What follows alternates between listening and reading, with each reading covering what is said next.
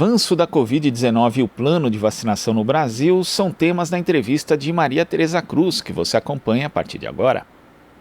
Países ao redor do mundo e até a vizinha Argentina vêm anunciando suas campanhas de vacinação contra o Covid-19.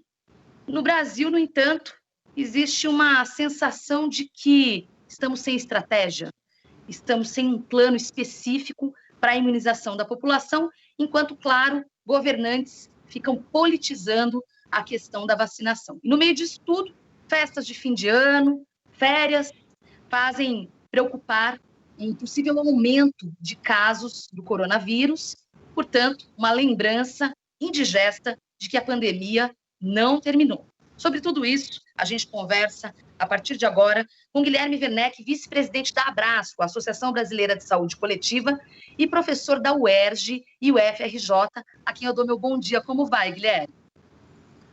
Bom dia, Tereza. Tudo bom? Tudo certo. Para a gente começar a nossa conversa, queria voltar um pouquinho no tempo para falar sobre o episódio, na minha leitura vergonhoso, do documento de operacionalização da vacinação, que foi divulgado no final de 2020, citando ali uma suposta estratégia, né, de como seria, como aconteceria a imunização, e citando pesquisadores e cientistas que não demoraram muito, foram às redes sociais, vieram a público dizendo, olha, a gente não assinou isso. Como é que a Abrasco avaliou esse episódio? Bom, Tereza, é vergonhoso realmente, né? Porque a Abrasco sempre considerou o Programa Nacional de Imunização e considera como um bem brasileiro, não é? Ou seja, o Programa Nacional de Imunização é responsável por distribuir 19 vacinas contra diferentes doenças no Brasil inteiro há mais de 40 anos. Né? E a Abrasco indicou uma série de pesquisadores da nossa área para ajudar o Programa Nacional de Imunizações a elaborar um plano de imunização contra a Covid. Então, nós sempre nos interessamos em contribuir e os pesquisadores estavam lá para ajudar. Agora, não é possível que você junte não sei quantos pesquisadores, não só da área de saúde coletiva, mas da pediatria, imunologia, mas na hora H você lance um plano que saiu da cabeça de uma ou duas pessoas e diga que esse plano tem a origem da conversa desses pesquisadores. É indignante, né? E eu acho que o que os pesquisadores fizeram foi simplesmente salientar que, não, esse não plano não tem a nossa opinião, porque a nossa opinião não foi ouvida. Certo. Quando você menciona esse não plano, me dá uma impressão de um barco à deriva. É exagero a gente pensar que o Brasil, no quesito de combate à Covid-19, é um barco à deriva nesse momento? É completamente à deriva, apesar de várias falas querendo dizer que o Brasil é um exemplo. Eu acho que o Brasil é um exemplo negativo, né, do combate à pandemia para o mundo inteiro. E, particularmente, isso é muito frustrante para nós da área de saúde coletiva, porque a gente sabe que o Brasil teria todas as condições técnicas, científicas e operacionais para agir diferente. Porque é um país diferenciado, que tem um sistema único de saúde, que tem uma capacidade técnico-científica excelente, um sistema de vigilância epidemiológica bem formalizado, sistemas de informações, equipe de saúde da família capilarizado no território nacional. Poderíamos ter feito mais. Fizemos menos, minimizamos o problema, não enfrentamos da forma adequada. Então é isso que nós vemos hoje, né? O país atrasado em relação ao seu plano de vacinação, vendo outros países com condições técnicas, científicas e financeiras piores que o Brasil, mais avançados, e nós correndo atrás, vamos dizer assim, né, numa situação muito difícil, que é a situação de você ter acesso à vacina para toda a população brasileira. Na primeira resposta sua, eu achei bem importante mencionar que é isso, o programa de vacinação ele não surgiu por causa da Covid, as pessoas se vacinam, né? A gente teve campanhas recentes, inclusive do sarampo, que em São Paulo foi uma doença que pegou muita gente, né? Eu estou falando aqui de São Paulo, me lembro de ter ido ao postinho de saúde próximo à minha casa, me vacinado, e aí eu me recordo, há alguns anos, a história da H1N1, que eu me lembro, na época, que o Brasil chegou a ser considerado um país modelo no processo de imunização. O que aconteceu de lá para cá? É bem lembrado, né? Ou seja, o Programa Nacional de Imunização, ele é responsável, ele talvez seja considerado, do meu ponto de vista, o programa de saúde pública mais bem-sucedido do Brasil e um modelo para o mundo, porque foi capaz de eliminar a transmissão de diversas doenças, né, como sarampo, difteria, tétano. As pessoas nem lembram disso, né? Mas doenças graves que acometiam populações muito grandes no Brasil. E na época da pandemia do H1N1 em 2009, assim que a vacina esteve disponível, não é, o programa foi muito importante na disseminação dessa vacina, organizando a campanha no território nacional, que envolveu não só a operacionalização da vacinação, mas isso associado a um programa de divulgação, de comunicação social, para que as pessoas entendam a importância da vacinação como um mecanismo de controle, não só individual, mas coletivo daquela doença. Então, o Brasil tem muita experiência. O Programa Nacional de Imunização, ele não pode, não deve ser afetado por essas questões de incompetência ou questões políticas que estão associando esse Programa Nacional de Imunização a uma falha, digamos assim, da gestão no Ministério da Saúde, no governo federal. O Programa Nacional de Imunização precisa ser preservado e é ele que tem que ser responsável pela campanha de vacinação nacional contra a Covid. Sem dúvida.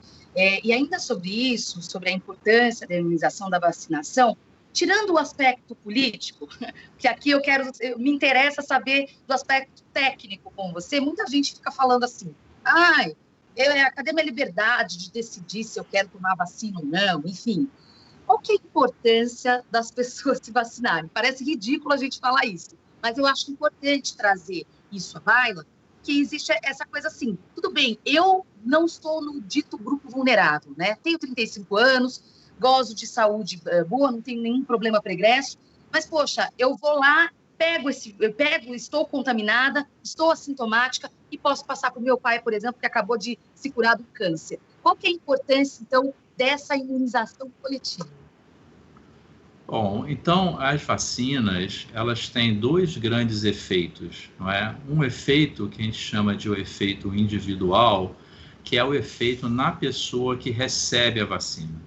Mas as vacinas, elas não são 100% eficazes, não é? Ou seja, sempre tem uma falha, né? E as vacinas de Covid tendem a ter até mais falhas, porque foram desenvolvidas mais recentemente. Então, fala-se aí de 70%, não é?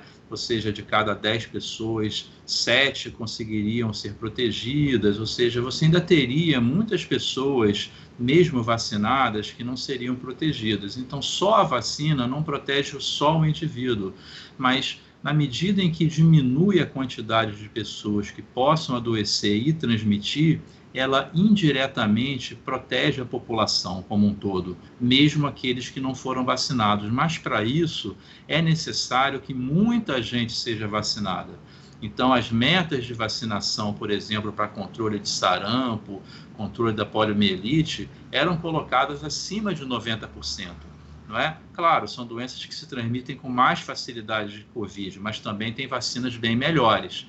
Então, é muito importante que as pessoas entendam que vacinar é um ato de proteção individual, mas é um ato de proteção coletiva também. Não só seu, dos seus familiares, dos seus amigos, dos seus filhos, dos seus pais, seus avós, da sua comunidade. Então, é muito importante que as pessoas se engajem nesse processo de vacinação coletiva e alcance uma cobertura bastante alta desse programa.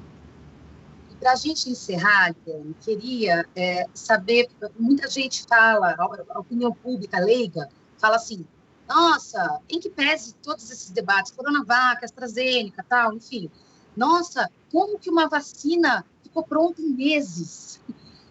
Queria que você explicasse para a gente concluir essa conversa, quer dizer, é isso que você falou, existe uma porcentagem de falha, tal, mas existe também uma responsabilidade com a segurança, ou seja, se as pessoas estão sendo vacinadas, minimamente esse imunizante funciona, não é? Não, eu acho que realmente a velocidade com que a comunidade científica internacional conseguiu desenvolver essas vacinas é realmente inusitado. Mas é preciso lembrar que o desenvolvimento de vacinas, os princípios para o desenvolvimento de vacinas, eles estão aí colocados há bastante tempo. Nós tivemos 2 epidemias graves de coronavírus, né, do coronavírus 1, o SARS, e o coronavírus do Oriente Médio, que permitiram que pessoas pensassem sobre melhores vacinas.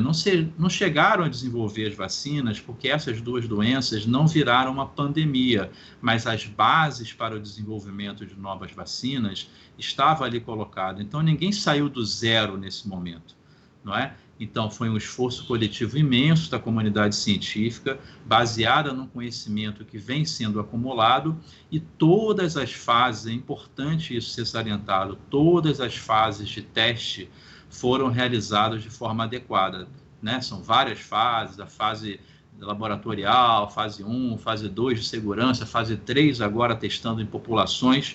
Todas as fases foram completadas e as vacinas só podem ser autorizadas no Brasil, em várias partes do mundo, se elas cumprirem esses métodos, digamos assim, né? Todas as fases de teste, e conseguirem mostrar que são seguras, eficazes e produzidas com qualidade.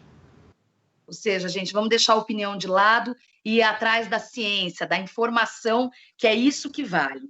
Esse foi Guilherme Werneck, vice-presidente da Abrasco e professor da UERJ e UFRJ, com quem eu tive o prazer imenso de conversar. Agradeço muito os esclarecimentos. Muito obrigada e até uma próxima oportunidade aqui na Rádio Brasil Atual e TVT. Obrigado, Tereza. Um abraço a você e a todos aí. Você está ouvindo Jornal Brasil Atual. As notícias que os outros não dão.